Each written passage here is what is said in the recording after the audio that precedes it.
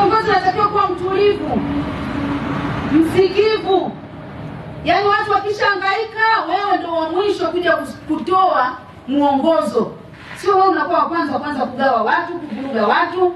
Unakuja hapa mpaka unatangaza kwenye mkutano wa hadhara kwamba uweni wanyama na wanauliwa kweli. Punda wanne.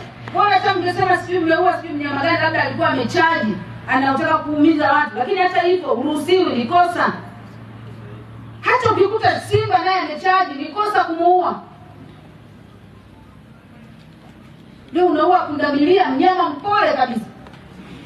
Sasa ukiua pundamilia utashindwa kuhamasisha waue mtu kweli? Punda alikuwa ameiba nini? Pundamilia alikuwa ameiba nini? Kakamata mnyama, pundamilia anakula nyama.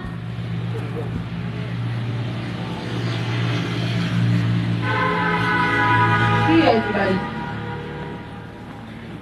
Hii haikubaliki. Huku ni kulewa madaraka.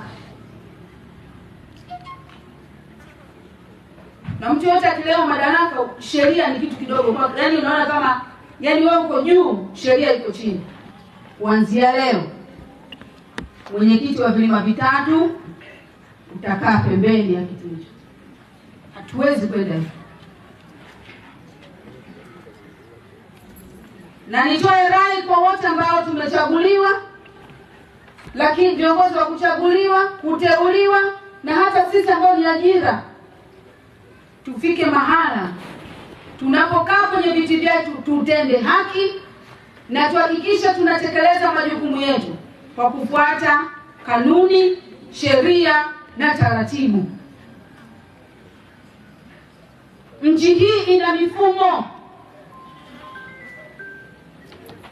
na ina sheria ambazo zinatuongoza sisi kuweza kuwahudumia na kuwatumikia wenzetu. Yoyote atakaye kwenda nje kinyume, tutashughulika naye.